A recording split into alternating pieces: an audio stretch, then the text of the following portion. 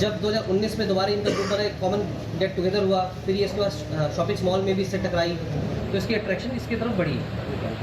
उसके बाद इसने इसको इनवाइट किया घर पे अपने, क्या पाओ इसमें घर पे, उनकी उसके बाद इसकी नज़दीकियाँ बढ़ी, इनके उसके बाद फिजिकल रिलेशनशिप हुए, उसके बाद ये लगातार बीच बीच में आता रहता था, आता है इसमें। ये चीज़ सौरभ को पता चल गई थी। 2021 में सौरभ ने डाइवोर्स भी फाइल किया था कि इस चीज़ को लेके इसको आपत्ति थी कि ये इससे क्यों मिलती है। था इनका व्हाट्सएप ग्रुप जिसके माध्यम से साहिल से जुड़े थे, उसको वेरीफाई किया जा रहा है। सारी चीज़ें विवेचना का पार्ट है, ये सब जानते हैं। साहिल अभी कोई ऐसा कोई काम नहीं करता है। साहिल बेसिकली बीकॉम किया हुआ था इसने, और ये ऑनलाइन ग्रुप पे एंजल जो ट्रेडिंग होता है, ट्रेडिंग का काम सीख रहा था। कोई इसका कमाई नहीं था, लड़का था, घर में ही रहता था, पढ़ाई वढ़ाई करता था। सर ऐसा बताया जा रहा है, एक मिनट सर, ऐसा बताया जा रहा है कि ये दोनों उस टाइम नशे में थे, इन्होंने ड्रग्स लिया था, उसके बाद में हत्या की। और दूसरी बात, इनके पास ये प्लानिंग का है कि ये सोच का है कि इसे ड्रम में बंद करना है। जैसे मैं बताया कि ये जो ड्रग्स वाली बात अभी तक कोई क्लियर नहीं हुई है। इसने जो साइंस ने ये बात कबूली की इस समय नशे में था, बियर पी रखी थी उसने। जो ये मुस्कान उसके कोई ड्रग्स या इस नशे की बात नहीं बताई गई, ना अभी तक हमारे पास तथ्य ऐसे कोई तथ्य आए हैं सामने, ना भी कोई ऐसा एविडेंस घर से मिला है जिससे ये प्रूफ हो कि ये ड्रग्स या कोई इसमें था। अभी जो उसने बताया कि 1-2 बॉटल उसने ड्रिंक की थी बियर, ये इसने साहिल ने बताया है। दूसरा आइडिया भैया थोड़ा आगे कर दीजिए यार।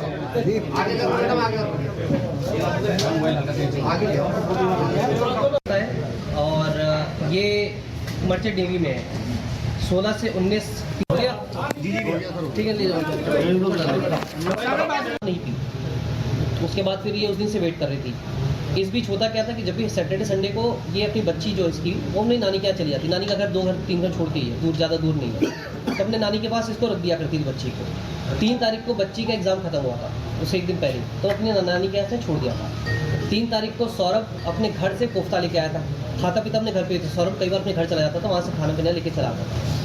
ये वहाँ से लेके आया कोफ्ता में जब लेके आया तो उसमें सर्व करने के लिए बोला सर्व कर दो। रात के 8-9 बजे के आसपास लड़की के जो नाना थे वो बेसिकली ज्योतिष थे, जो सौरभ था वो उनके घर पर आता जाता रहता था। उसमें इनका अट्रैक्शन बढ़ा, शादी हो गई। 2019 में इनकी बेटी पैदा हुई। उस समय सौरभ द्वारा बताया गया था कि वो मर्चेंट नेवी में है और बाहर दुबई की फ़ोटो दिखाई गई थी। 3 साल के दौरान 2016 से 19 केवल ही 6 महीने बाहर रहा, बाकी टाइम ये अपना घर पे रहता था। इसकी माली हालत अच्छी नहीं थी। जब शादी हुई थी तो उसमें लड़की के घर की तरफ से अपने क्लास तक साथ में था, ये इसको जानती थी।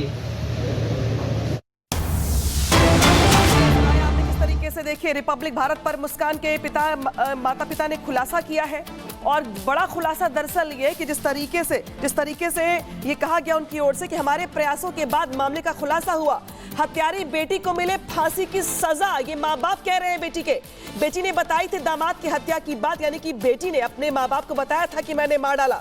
हत्या के बाद वो शिमला गई थी और वारदात को छिपाने के लिए शिमला से फोटो अपलोड किए गए थे, यानी कि सब कुछ सामान्य दिखाने का प्रयास किया गया था। तो देखिए क्या कुछ कहा कि उनकी ओर से सुनवाते हैं आपको। ने ऐसा कदम उठाया, इसकी जानकारी आपको कब लगी, कैसे लगा, क्या पता चला? 18 तारीख को 12 बजे उसका फ़ोन आया, रो रही थी। मैंने कहा बेटा क्या हुआ, सौरभ से लड़ाई हुई है?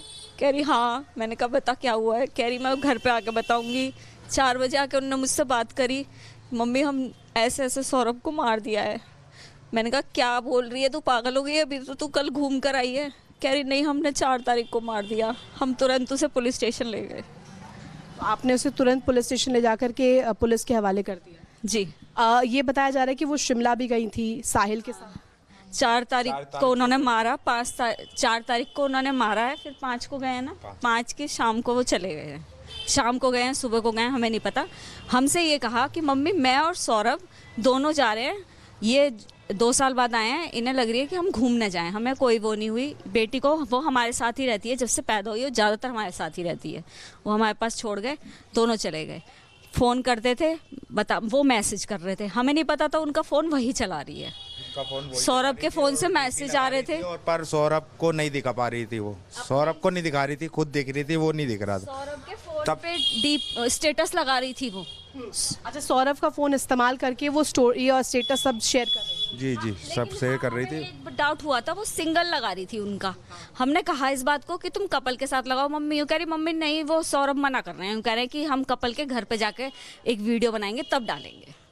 19 तरह ये बात शेयर की कि मैं सिंगल ही फोटो अभी शेयर करूंगी, अभी साथ में नहीं। हाँ, साथ में हम घर में आके एक वीडियो बनाएंगे अच्छी सी एडिटिंग करके तब डालेंगे वहाँ के सबकी मतलब जो भी सीन है।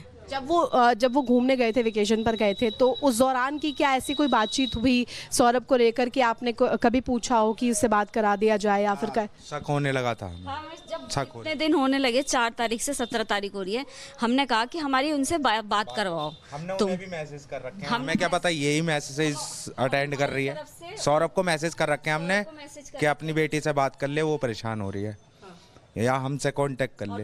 वो हुआ ही कुछ लड़ाई हो गई है क्योंकि इनकी लड़ाई होती थी, जब से शादी हुई है लड़ाई होती थी, बराबर लड़ाई हुई। बच्चे बुद्धि थे, मैच्योर थे नहीं दोनों, होती थी दोनों में लड़ाई। तो हमने कहा हो गई होगी, फिर वहाँ पे भी शिमला में लड़ाई। तो हमने कहा कि फिर हमने सौरभ को मैसेज करे कि बेटा अगर कोई बात हुई है तो बताओ, सुबह से लड़ाई हो गई, तुम अलग अलग रह रहे हो होटल में। तो उन्होंने बिजी का फ़ोन कहा कि मैं अभी इस वक्त पार्टी में हूँ, मैं बाद में फ़ोन करूँगा। और ये भी कहा जा रहा है कि शादी भी कर ली थी जो साहिल नामक। ये हमें नहीं पता इस चीज़ का कुछ भी। अगर इस चीज़ का हमें पता होता तो हम जब ही एक्शन ले लेते। ये चीज़ का हमें नहीं पता। इस चीज़ का आपको नहीं पता था। ये कहा जा रहा है कि जब वेकेशन पर गए। लेकिन इस बीच बड़ी खबर नागपुर से आ रही। नागपुर में हिंसा का जो मास्टरमाइंड फहीम खान गिरफ्तार कर लिया गया है। नागपुर हिंसा का मास्टरमाइंड फहीम गिरफ्तार कर लिया गया है। फहीम खान को पुलिस ने गिरफ्तार कर लिया है। 21 मार्च तक पुलिस हिरासत में फहीम खान। अब ये वही फहीम खान जो मास्टरमाइंड है नागपुर हिंसा का, जिसके कहने पर लोग इकट्ठे हुए, जिसने पहले भीड़ को बुलाया, नारेबाजी करवाई, बरगलाया, इसके बाद गलियों में छोड़ दिया जम के उत्पात मचाने के लिए, आगजनी करने के लिए, तोड़फोड़ करने के लिए।